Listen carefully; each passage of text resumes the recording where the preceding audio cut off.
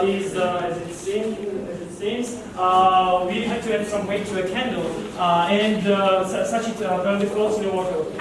As the candle burns, it may continue to float. Investigate and explain this phenomenon. With the blue, there is a words we have to focus on. In which cases it continues to float, and how many weight we have to add, and what does the barely floating means also is a word that we have to focus on.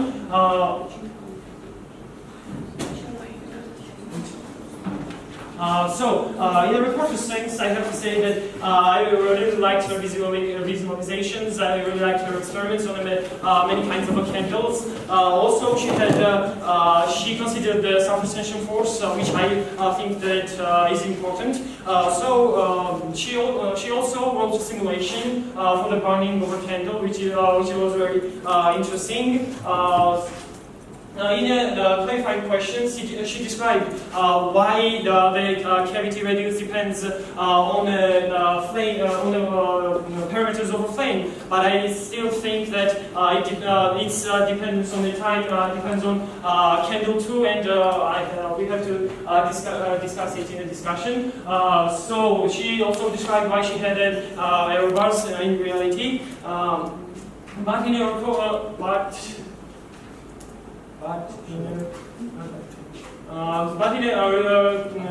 reporter's weaknesses that she didn't calculate it theoretically maximum height of the candle which can burn and get cases it will sink. So she did not including the changing or heating of the power when the candle burns. I think that power over flame and power over flame changes because the air is not enough in the meantime. No quantitative comparison with theory. She had it qualitatively but not quantitatively. As I already said, I have to discuss the cavity dependence on the time in the discussion. So these are the discussion topics. The beginning of the process. What happens in the beginning of the process? How the candle behaves in it. Then on the theoretical model on the number 30, and also on 45, she had a formula which she didn't really describe, and I want to talk about it also. Also, initial length of a week and on what it has an effect. Initial surface tension role. So what does the barely floating means? Because in the conclusion slide, she had a candle which was at slightly higher position than the water, and does it mean does it mean barely floating? I want to talk about initial depth of the cavity. If we had some kind of initial cavity depth, what would happen? Also, the flame diameter relatively to the candle diameter. On what does it affect? I want to talk about the boundary conditions, in which cases the flame sinks or just burns out, and also candle burning power during the experiment. Thank you for your attention. Let's start. Let's start with the discussion. We can bring this to see it. What happens in the beginning of the process when you have the candle? First of all, in which position the candle is? Is it slightly higher than in?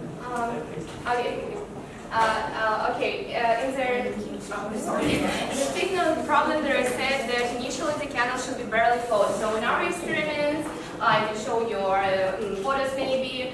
There is the surface of the water, and this is the candle with the weight. So initially, there is no additional volume of here. Yes. Yes. And what happens when it has some cavity? At this point, is the candle the same level of the water at this point? It leads to the changing of the position of the wick. So it is under the surface of the water, and Let me rephrase the question. When this cavity is appearing, does this candle rise up? okay, in the experiments, I saw that in the initial stage, the candle should, for a small volume, be along the surface of the water, yes, and so there's some maybe deviation of the position, and when these boundaries of the candles are Cavity. candle are under the surface of the water, this leads to its. Yes, I think that because the buoyancy force is staying insane, and some candle burns out, and so it has some kind of air volume in it. It will rise up. So because the buoyancy force will be more than gravitational force. I'm sorry, I want to say that also the gravity force will change because the candle burns. Yeah, but yes, the gravity force will change. It will get lower, but the buoyancy force will get the same. Their average density of the system becomes higher because the mass of their particle becomes lower. Thank you. So about the critical values of candle in the relatively to the flame diameter. If we have this kind of candle where the flame is bigger than the diameter of a candle, what would happen? Is there any cavity in this case? Yes. There will. Sorry, it is highest and their diameter of the candle, or it's higher. Higher, I mean the diameter of a flame is more than the diameter of a... Actually, within these experiments, our flame radius was smaller than the radius of the candle, but I think that it will influence on the time of burning. It becomes lower. Yeah, and I agree with For paraffin will burn. More paraffin? I don't think so. I think that because the water is cooling down, let's say cooling down this candle, it will need more time to burn this candle, won't it? How water? Not does it cool down, but the heat conductivity. When you have some kind of experiment, you know this experiment when in the cup from the paper is placed with the water on a flame, it doesn't burn out because let's call it that water is cooling down. Don't you think that some kind of this will happen in this case? Maybe, but I think that the geometry of the flame has their main role on the heat flux from the flame on the vertical coordinates, and so it will lead to the different temperature distribution in the candle. So it will change the time of burning. Yeah, I agree with the reporter.